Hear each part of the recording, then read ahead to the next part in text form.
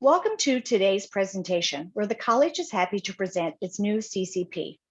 The college launched the new program provincially on May 9th, and today we will review how to complete the new Continuing Competency Program. The college's first CCP was introduced in 2010 and was last evaluated in 2012. In March 2018, the college engaged an external consultant to conduct an evaluation of the current CCP. The evaluation included a review of the current CCP, an environmental scan of other Canadian nursing regulatory bodies, a literature review, 9 focus groups attended by 61 participants, and the development, implementation, and analysis of a survey completed by 1,016 RNs and MPs. The college received the final report on April 10th, 2019. And this new program is effective for the current licensure year, April 1, 2022 to March 31st, 2023. I would like to now show the video that was created for the provincial launch of the new program that was released May 9th. The College of Registered Nurses of Newfoundland and Labrador has remodeled its Continuing Competency Program.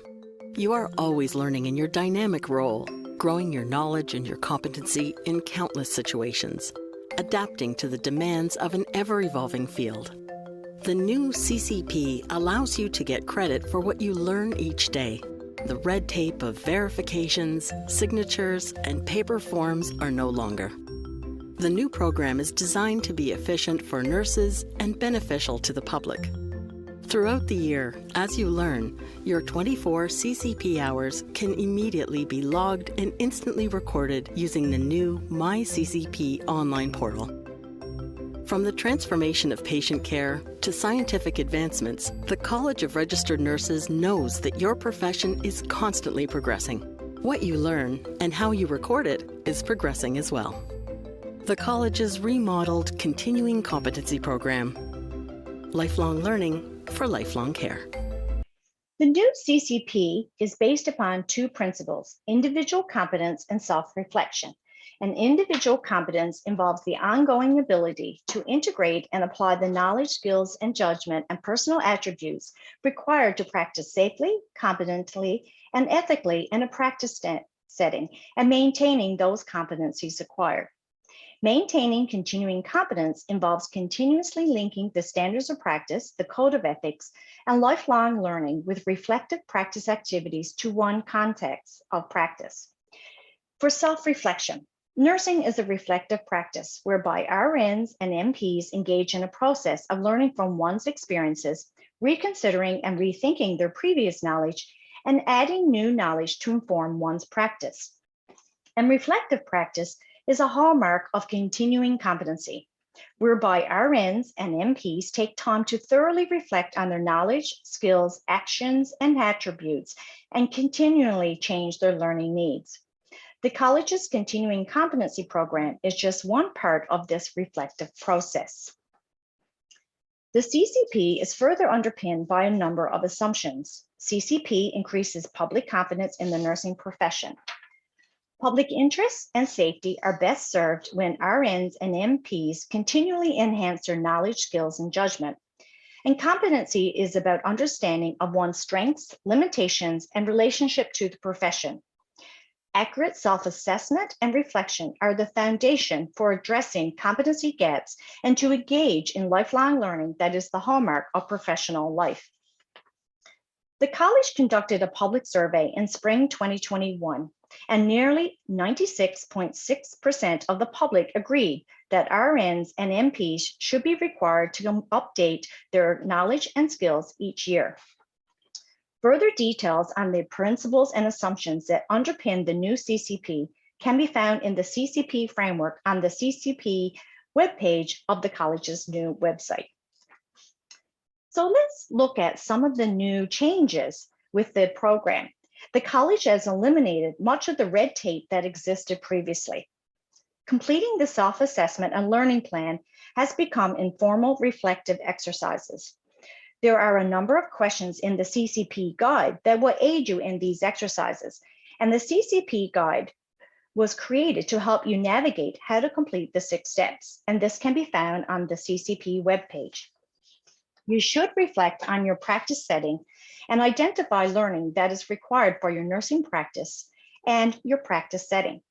There is no longer any distinction between formal and self-directed informal learning.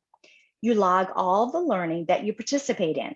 This promotes learning within the context of the practice setting, allowing RNs and NPs to capture learning happening in the everyday and what they learn intuitively, but not capturing currently on paper. Verification forms are no longer required. RNs and NPs no longer had to have their learning activities verified.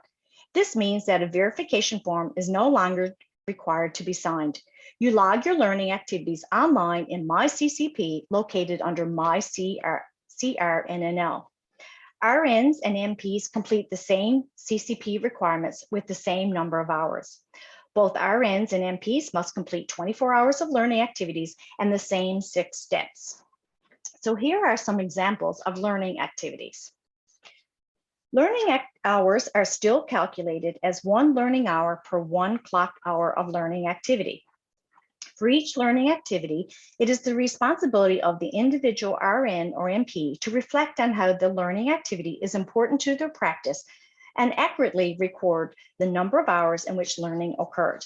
Some examples of learning activities include, but are not all inclusive, learning on the job or at the bedside. For example, the clinical educator may review a new process or procedure or a new policy, learning about a new medication in e-therapeutics or e-CPS, or looking up a disease or condition and up to date. Attending rounds such as client, grand nursing, medical, and M&M rounds. Engaging in independent learning. For example, reading journal articles, researching online internet sites, reviewing textbooks, equipment or policy manuals, reviewing a research proposal or report, completing an education module, a web-based course in services. For example, completing a CASN module or completing the CAMH opiate antagonist treatment course, attending and completing university or college courses, completing specialty certification courses such as CNA certification, completing a post-basic degree, diploma, or certificate, attending a conference or a symposium, a seminar, a webinar, or a workshop that's given via Zoom, participating in professional committees or special interest groups or provincial national groups, participating in professional journal publishing or research, completing employer-required courses such as ACLS, TNCC, MORE-OB, CTAS, NRP, Safe Patient Client Resident Handling, BLS, LEADS, Lean, Conflict Resolution, just for examples. And also preparing for mentorship, preceptorship, providing supervision, teaching, or providing a presentation. So this is the prep work, and this could include reviewing literature, reviewing policies and procedures, reviewing manuals, reviewing course materials, reviewing medications and their product monographs.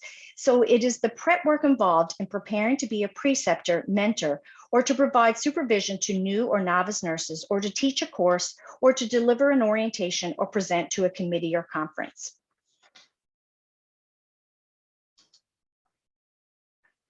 So, well, here's a few tips for MyCCP online portal. You no longer have any paper forms. You log all your learning activities online in MyCCP under MyCRNNL. It is suggested that you record each learning activity in MyCCP after its completion to aid in documentation in a timely fashion, rather than having to enter all learning at a later date or at the time of licensure renewal.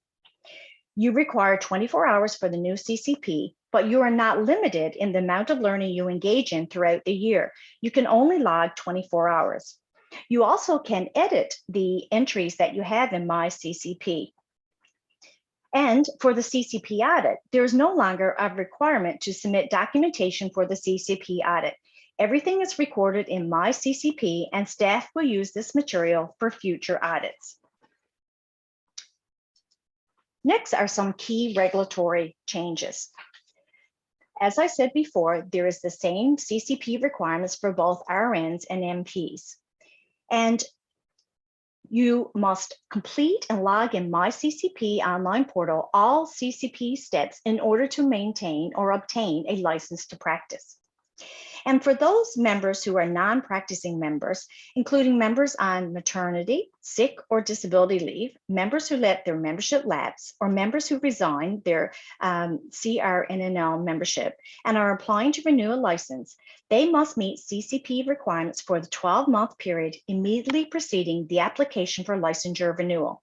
So the learning must occur within 12 months of returning to work to ensure the RN and MP is current and up to date to return to work.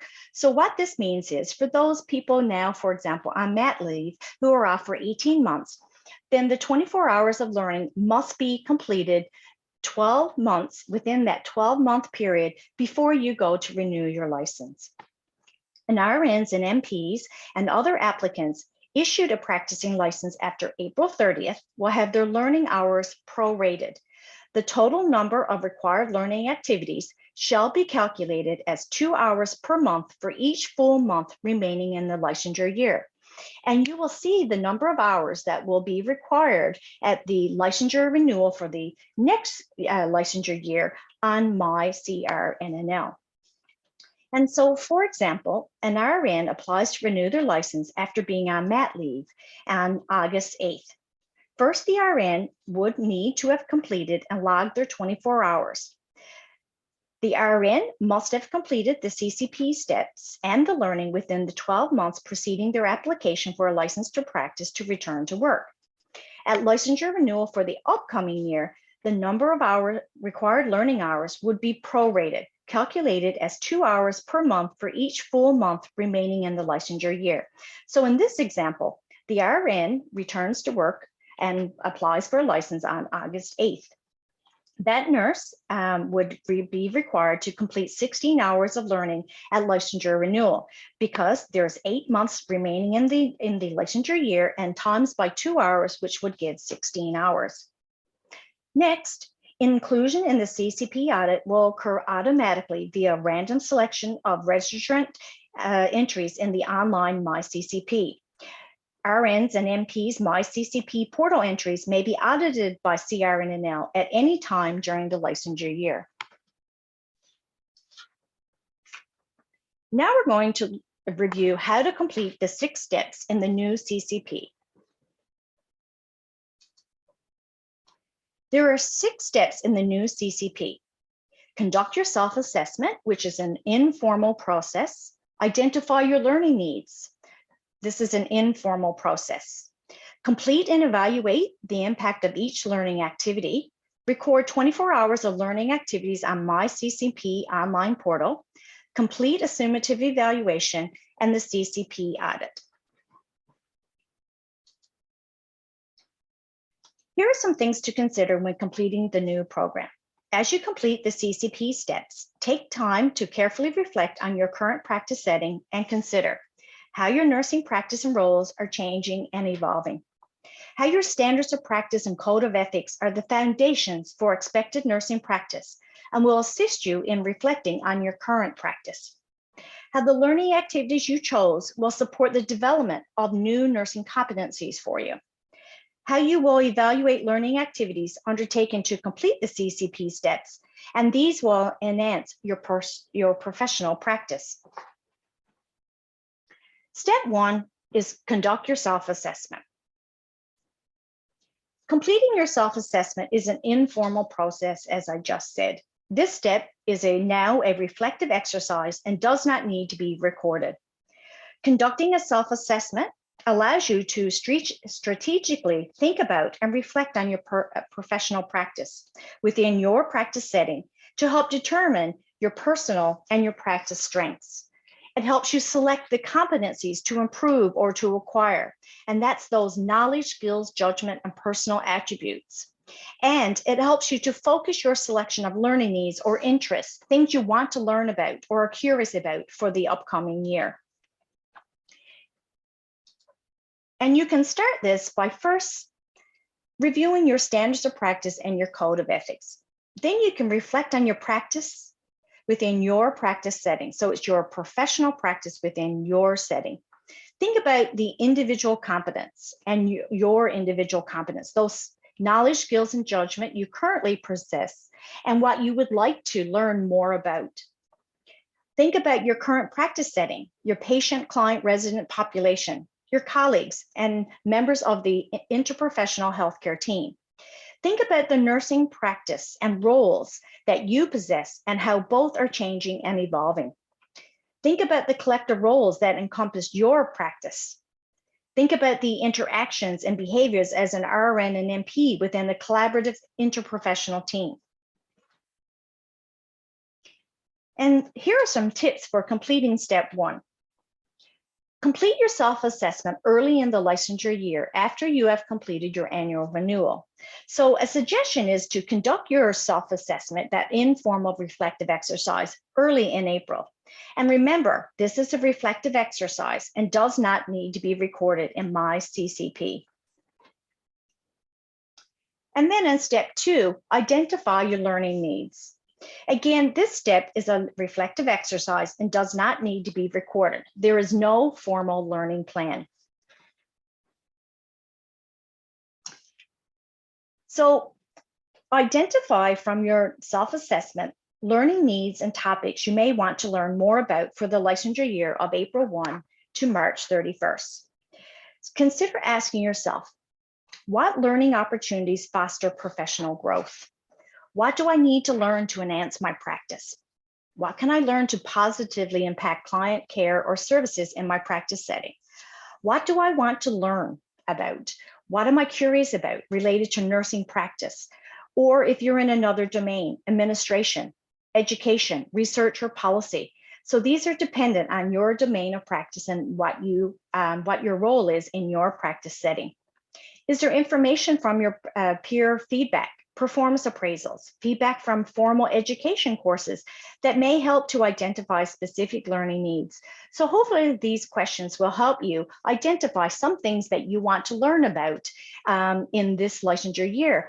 But these learning goals or learning needs may change throughout the year. And here are some tips for completing step 2. A suggestion is to complete this step early in the new licensure year, generally in April or early May. So start thinking about what you want to learn about. You may wish to list the learning needs or topics you have chosen to work on this year, but again, this is not required. CRNNL does not require you to submit your learning needs. However, you may record them in the text box provided in Appendix A of the CCP guide for further reference or for completing further steps such as the summative evaluation. So in that CCP guide, there is a text box there in Appendix A that you can record those learning needs. And again, as a reminder, a formal learning plan is not required and the learning needs are not required to be logged in MyCCP. Step 3 is complete and evaluate the immediate impact of each learning activity. And in step 3, you must complete 24 hours of learning activities, and that averages out to about 2 hours per month. And after completing a learning activity, evaluate the immediate impact of that learning activity on your practice. So consider some of the following questions to help you formulate your evaluation of the learning activity. So what new knowledge did you gain from completing the learning activity? How did it help you improve something in your practice? What new competencies did you gain from the session? What new piece of equipment or procedure or product did you learn about for your practice setting? And as you complete each learning activity, a suggestion is to immediately or shortly after log the learning activity in MyCCP log. This will aid in documentation in a timely fashion rather than having to enter all learning at a later date or at the time of licensure renewal.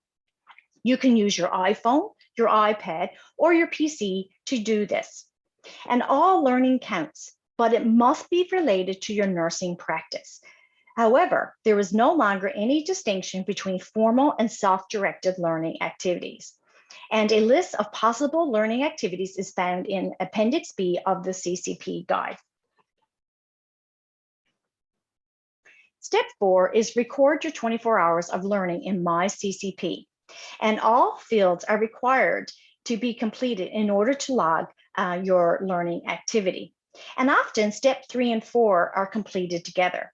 So you complete your learning activity, then log it in MyCCP log, and then you evaluate the immediate impact of the learning activity. So you describe what you learned. In MyCCP log, you record the date completed, describe what you did, include details of your learning activity, for example, the date and title of the article you read, the date and name of the workshop you attended, and the name and length of the conference you attended. For example, I've read a journal article lately that titled An Update on Clinical Judgment in Nursing and Implications for Education, Practice, and Regulation from the Journal of Nursing Regulation. It took me an hour and 20 minutes. So that would be my learning activity that I would log in my CCP log. And be sure to record the amount of time it took to complete each learning activity. And the time allotments are in hours and 10-minute increments. For example, if your session lasted 58 minutes, you may round up to an hour. Or if your session lasted 38 minutes, you may round up to 40. There is a maximum of 300 characters or about 50 words for the learning activity description. You record the immediate impact, describe what you learned. There's a maximum of 1,000 characters here for approximately 150 words for the learning impact. And it's very important to enable your pop-ups, or you may miss some important information or instructions in the pop-ups in MyCCP. And as a tip, if you are near your total 24 hours and on your last entry in MyCCP, you go over 24 hours, MyCCP log will accept these hours and your end total may be more than 24 hours. However, the total number of hours accepted by MyCCP is 24 hours, and you will then be directed to complete your summative evaluation. So there's that exception, is if you get to the end and your session you may be at 22, but you attended a session that is 7 hours, you may go up to a total of 29 hours, but that's okay. But it's really only recorded to have 24 hours in MyCCP log. And MyCCP log only requires 24 hours of learning to be logged. However, this does not prevent you from completing further learning throughout the licensure year.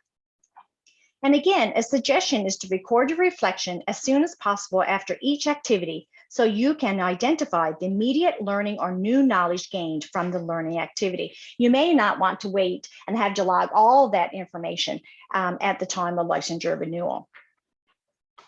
So here's how the learning activity log looks in MyCCP. So the first block is completion date. So you put in here the month, day, and year. The next block is your learning activity description. So describe what you did. So what is the name of the article that you just read? How much time did it take? Did it take you an hour and 10 minutes? So the hours is 1 to 24, and the minutes are in 10-minute increments. And then in the learning and impact box, you describe what you learned. So what was those new competencies? What was the new knowledge that you gained? And then you can log that. And just a note is that once you log a learning activity, when you go back to your main page, you can edit that entry. Now to step 5, and you complete a summative evaluation. And a summative or summary evaluation occurs after completing 24 hours of learning activities in steps 1 to 4. And you then would describe the overall impact that all the learning activities add on your individual nursing practice. You summarize the 24 hours of learning impacted or changed your nursing practice. So to complete the summative evaluation, summarize the outcomes from the entirety of your learnings. You are not required to restate the immediate impact of each learning activity. Instead, you are required to describe in a short paragraph how the entirety of your learning that 24 hours impacted or changed your nursing practice. This may be several paragraphs or summaries, or it could be just one paragraph. And there is a maximum of 2,000 characters, or about 250 to 300 words for the summative evaluation. And the length of the summative evaluation is dependent upon the outcomes of the learning and the discretion of the RN and MP. So consider the following questions when completing your summative evaluation, and these will help you articulate what the impact is of those 24 hours of learning. How did completing your learning activities impact your nursing practice overall? How did your practice change after completing the 24 hours of learning? What is different about your nursing practice? How did the learning activities, that 24 hours of learning, help you provide safe, competent, or ethical client care? How did the 24 hours of learning support your practice? And just for those who are off on leave and who are not currently working, and you're coming back to practice and will be getting a license to practice, you need to reflect on how your learning helped you prepare to return to your practice setting and kept you up to date or current to safely return to work, because you had to complete your learning 12 months prior to coming back to getting a license to practice. Registrants will not be issued a license to practice for the upcoming year until all CCP requirements are met. And that means for licensure renewal, steps 3 to 5 must be logged. And here is how the summative evaluation looks in MyCCP. And once you've logged all of your 24 hours of learning activities, you will be taken to the screen in MyCCP, and you will be asked to complete your summative evaluation and then submit it. So when you're in MyCCP, the first arrow says log your learning activities, which you have done. Then, as I said, here's the button to review or edit your learning activities. And then is the button you click on in that gray box, your summative evaluation. So you enter the evaluation here once you've completed the required number of hours, and you can submit. But there will be a pop-up that comes up when you submit it. Do you want to edit that? And you will be allowed to edit it before you submit it. So step 6 is the CCP audit. So the process for the CCP audit moving forward will be different than previous years. The process will start for the 2023 audit year, April 1, 2022 to March 31st, 2023. So this is not the process that we'll be using for this year's audit.